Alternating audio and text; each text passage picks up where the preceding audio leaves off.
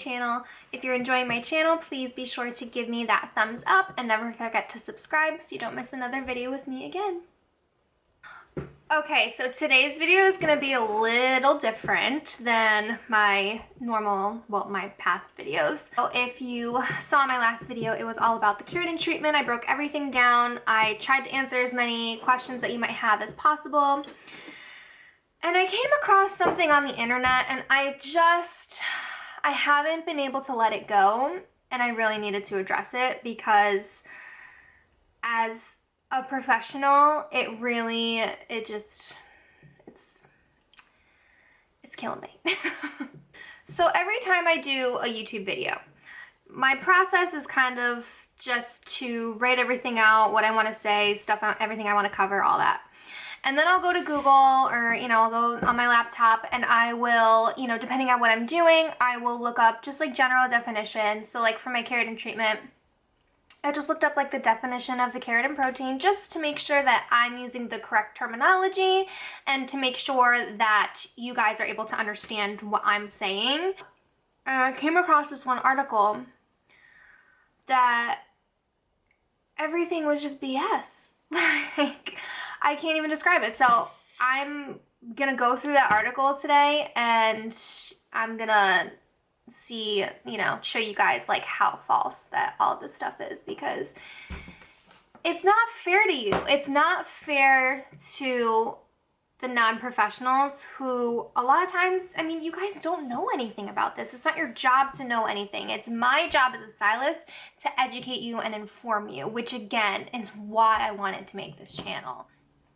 So I'm not gonna say where the article is because it's in like a pretty big magazine. I don't wanna slander anyone's name because, that's not why I'm here. So here's the article. It says 8 things to know about hair smoothing keratin treatments. Okay, that's what it says, right? So right off the bat, you're like, oh, okay, yeah, let's see what this is all about. Here, find the 8 things you and your hair need to know before you officially commit. First of all, I don't like that term commit because it's not a commitment.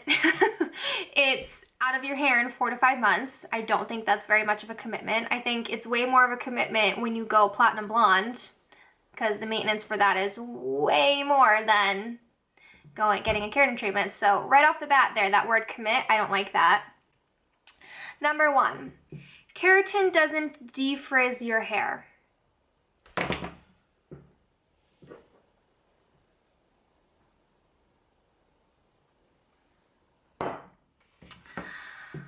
False. Let's see, it says, keratin treatment has become the term of choice for hair smoothing processes that leave your hair frizz-free for weeks, even months. But forget about the word keratin. It's just a marketing buzzword. It's not doing anything to smooth the hair, says cosmetic chemist Randy Schuler, editor of thebeautybrains.com. Okay, so I can see their point of view because yes, the keratin protein is the key, structural component in your hair. But the whole point of the treatment is to smooth the hair, defrizz the hair with that keratin protein. So, it makes no sense to me. Oh, no, I don't want to subscribe. Thank you very much. Number 2, there are, however, several ingredients that can smooth your hair or help it to stay smooth for weeks on end. So I get what they're trying to say. I don't want to slander anybody. I get what they're trying to say, that the actual term keratin, makes you think that it smooths your hair. But it does smooth your hair, and it's a keratin treatment because you're injecting keratin into the hair shaft. Like, I don't know what the mental block here is. First, a quick chemistry lesson. Think of straight hair as a ladder and curly hair as a spiral staircase. The steps on both are the hair's bonds. If you break those bonds, you can rebuild the spiral staircase as a ladder. So curly hair becomes straight. No. Curly hair does not become straight. You just enhance the curls. You add the moisture that it's lacking. It's not gonna become a ladder. Ammonium thioglycolate and sodium hydroxide permanently break the bonds. False. There is nothing permanent. See, it just makes me so angry. There's nothing permanent about it. In order for the treatment to work, you have to break the bonds in the hair. Like, I don't understand. That's how traditional relaxers and Japanese straightening treatments transform the texture of the hair. Yes, in the Japanese straightening, the Brazilian straightening, those do actually permanently alter your hair. Absolutely, I agree with that. They permanently alter your hair 100%. These treatments last until your hair grows out, but they can be damaging. Again, for a legit chemical straightener. Everything they're saying right now is completely, they're trying to pretty much say that a keratin treatment is a chemical straightener, which it's not. Okay, number 3. Just because a stylist or hair care company says a hair smoothing treatment is formaldehyde-free doesn't mean it is. I can agree with that only because of the way everything is marketed today. But I mean, that's kind of just up to whoever wants to lie to you. I'm not gonna lie to you.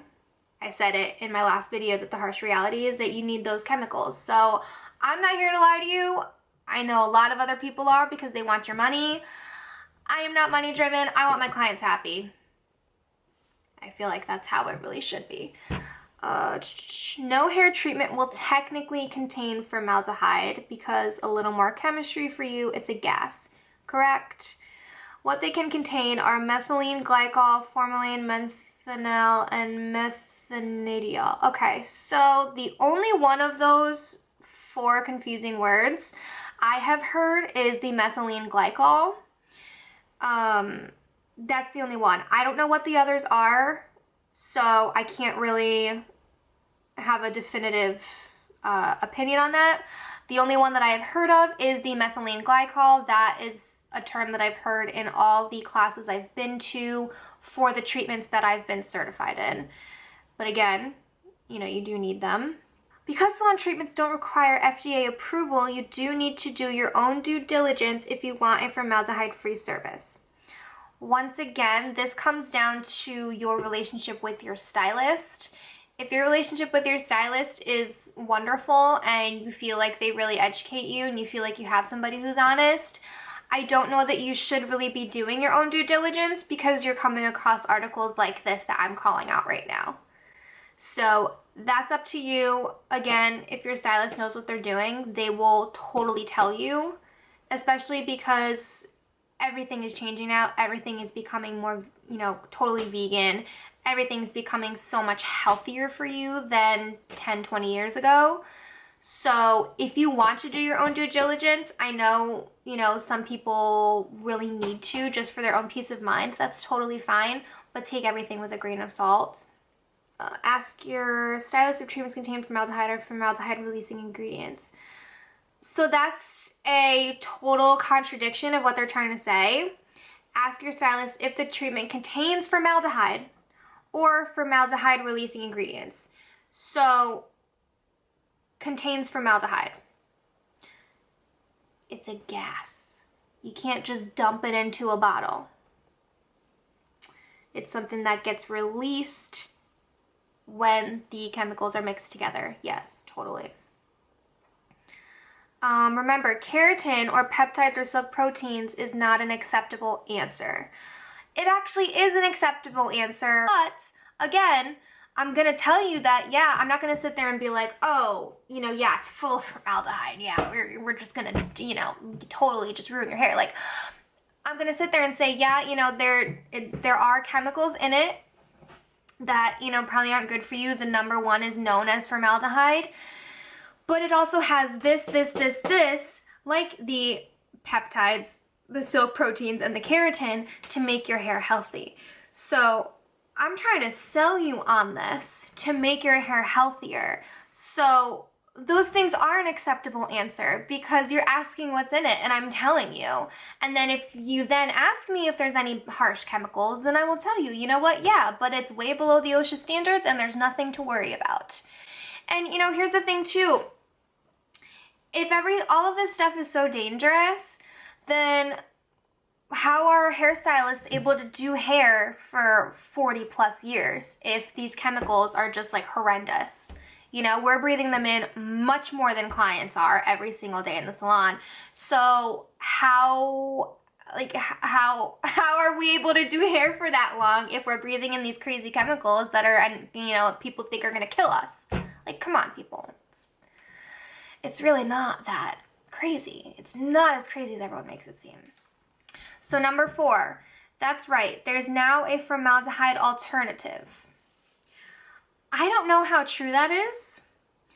Let's see. Several new hair smoothing treatments, Goldwell Kerasilk, Trisolo Solo Super Silk Smoothing System, and Suzanne Perfect Finish use glyoxylic acid or a derivative of it to lock the hair into a straighter position. Okay, so I actually took the Trisolo Solo class this year, or this past year, 2019. And I remember being told about the glyoxylic acid, but it's still a chemical. So I don't know how it's that much different from formaldehyde if it's still doing the same thing as formaldehyde. The bad news, they're not quite as powerful as the toxic stuff. Exactly. That's what we're saying. And yeah, I don't like that term toxic stuff. It's not toxic. Like, you have to understand that for it to be toxic, there have to be like copious amounts, excessive amounts of those chemicals in there. When you're a professional and you're doing keratin treatment, you're only mixing up about a half an ounce to an ounce of the product in the bowl. Even that's a stretch. Sometimes you don't even need that much. So if I'm taking 1 ounce, less than 1 ounce of that liquid, how on earth is that toxic? How on earth? Yeah, if I poured the whole bottle on your head, absolutely.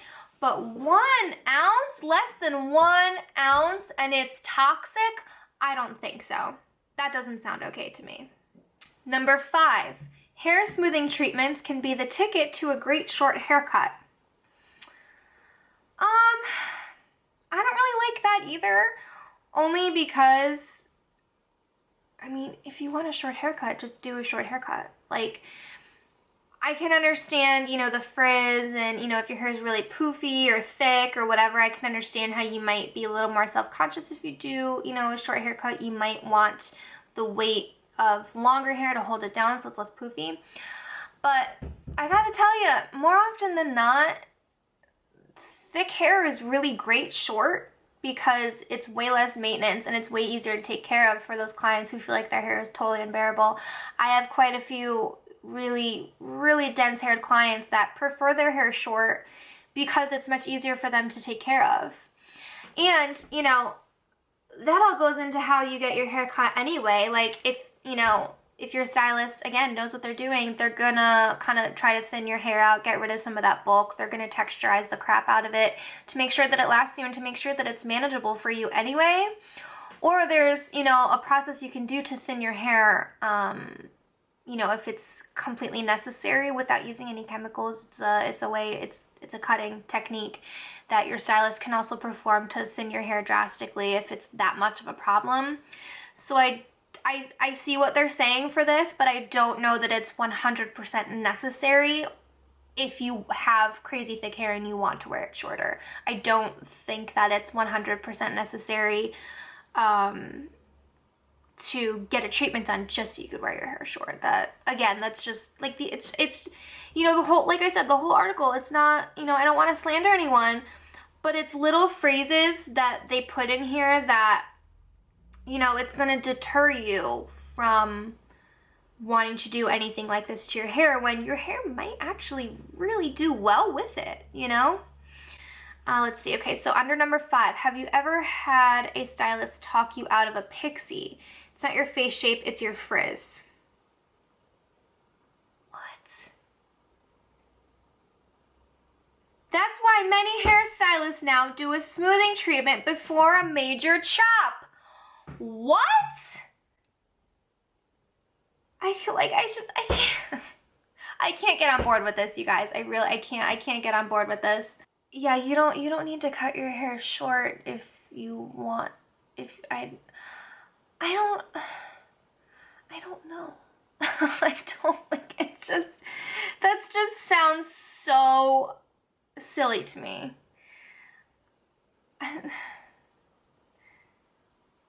There's so many ways to cut hair and take out bulk that you don't need. You don't. And more often than not, if I'm talking someone out of a pixie, it's because it's not going to flatter their features. 1000%, it's because it's not going to flatter their features. I'm baffled, you guys. I'm baffled. Number 6, you'll need to switch your shampoo afterwards, but you don't need to buy theirs. Yes, I totally spilled the tea on that in my keratin video. You need to switch everything over afterwards, but you don't 1000% need the matching products to the system that you bought. Again, that's your own discrepancy. If you'll feel better about it and you get a Brazilian blowout and you want to use their Brazilian blowout shampoos, Brazilian blowout products are awesome. If you want to use them, go for it.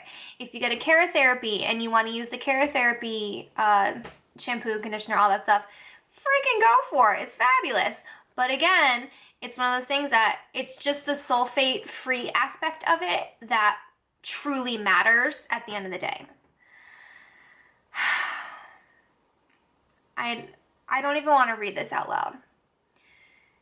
You can get, number 7, you can get similar results at home. Then why do I have a job? I don't understand. Okay. Just don't expect them to last a month. Or even a week, especially if you have tight ringlets. Okay. It's very true. Most at-home hair smoothing treatments don't affect any bonds on the hair, so they're not damaging or nearly as effective. They usually just coat the hair shaft with a barrier like silicone to keep humidity from entering. Yeah, so it's pretty much like just a conditioning, nourishing kind of treatment at home. It's not a keratin treatment. So for them to say that you can get the same results at home is ridiculous. Like, you can't. The majority of cases, the only damage you're doing to your hair with these treatments like Tresemme 7-day keratin smooth heat activated treatment comes from hitting it with a flat iron. Results last a week at most, but it costs as little as $10, which is a bargain considering a typical salon treatment and can and should cost upwards of $200. Yeah, there's a reason for that. Like, it's such a thorough treatment. It takes a good 3 to 4 hours.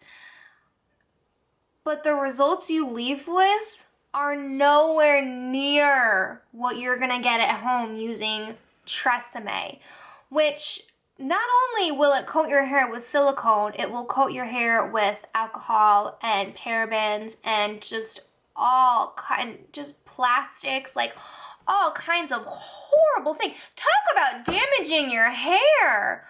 Oh my God. Number 8, don't do an in-salon smoothing treatment more than 3 times a year.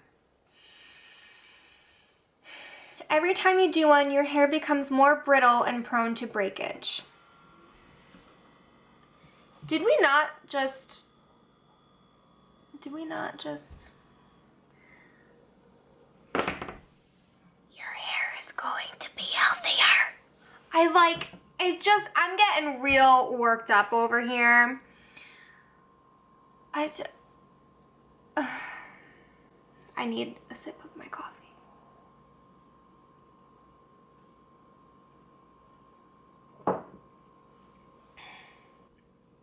understand that, you know, these misconceptions happen. What I don't understand and what I don't approve of is these big time magazines putting all these misconceptions out for you to actually believe them and think that they're true and be gullible enough, you know, try to make you gullible enough to believe them. That's what I don't like. You know, like I said, you guys aren't supposed to know all this, all the technical things, you know, behind getting your hair done. You're supposed to go in to the salon, sit down in the chair, tell your stylist what you want, and you're supposed to sit there and relax and talk and have a cup of coffee, have a glass of wine, and, you know, just, that's supposed to be like your pampering time. That shouldn't be your time to worry about ammonium thioglycolate. That's not what you're there for. You're not there to worry about any of these things. And again, it all goes back to your stylist. If they know what's in their products, they will forewarn you and they will tell you. Or, I mean, just from, you know, having a simple conversation or a consultation, you could tell them what you're not comfortable with. Like, I don't understand why these big magazines are trying to give this a bad name. Because say someone reads all this and believes 100% of it. Now we're losing out on business and, you know, this is our livelihood. So now this magazine is taking away from, you know, my life. You know, it's such a bigger picture than anyone really realizes.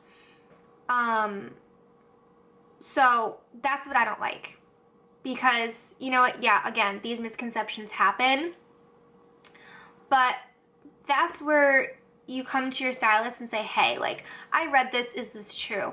You don't go in there, like, I've had people like, oh, well, I read that this is just, you know, not okay, blah, blah, blah, and it's like, you Googled and believe the first article you saw, and you're sitting here telling me that this article is, you know, that I'm lying to you and this article is not lying to you. That's bull. You know, so that in turn is what these people are doing. And that's what, you know, these people who write these articles are doing to this industry. And I'm not okay with that. Unless you're battling life-crippling frizz, save the treatments for when you need them the most, like in the summer. A lot of people come in and just get them for the summer just because, again, that's when they need it the most. Yes, totally. But, I mean, so say it lasts you 4 to 5 months. There's 12 months in a year. Why would you get it done more than 2 to 3 times in that year? And I'm not trying to slander anyone. That's why I didn't even want to say the name of the magazine that I found this in. I'm baffled. I 1000% do not approve. I really hope that you guys are more trusting of your stylist and you're not going to believe every single thing that you read on the internet. You know, the internet is a wonderful thing, but it really is a double-edged sword. You know, it's really good if you want to do your due diligence and look things up, and, you know, like for me even, like I like to do Google searches on the topics I'm doing just to make sure I'm making sense for you and I'm not just using all hairstylist terms. I'm actually breaking it down and, you know, giving you the correct terminology. But, you know, it's just, again, I'm not here to lie to you. You know, like, if your stylist knows what they're doing, then they're going to tell you, like, hey, yeah, this has some chemicals in it, but it's perfectly safe and I don't feel like you should worry, but if it makes you uncomfortable, we have other options. That's it. Like, it's so simple. It's not this huge complicated thing that you need to write like 8 reasons why you should get it done, or 8 things you need to know, like blah blah blah. Like, oh, you guys, it drives me crazy. It drives me crazy. But anyway, thank you for coming to my TED Talk.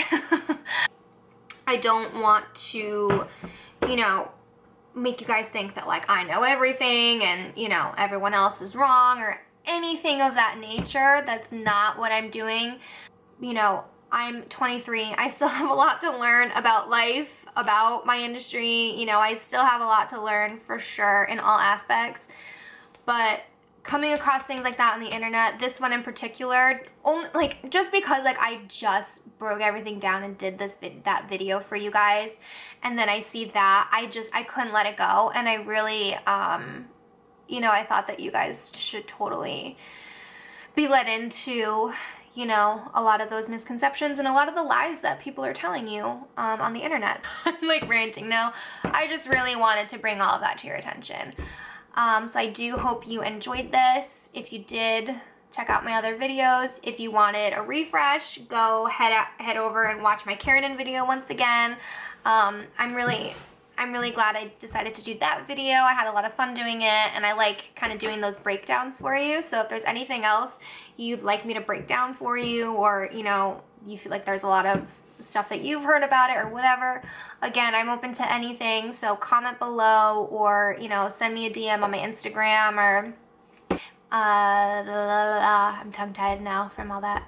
Oh, thank you so much for watching, and I will see you guys in the next one.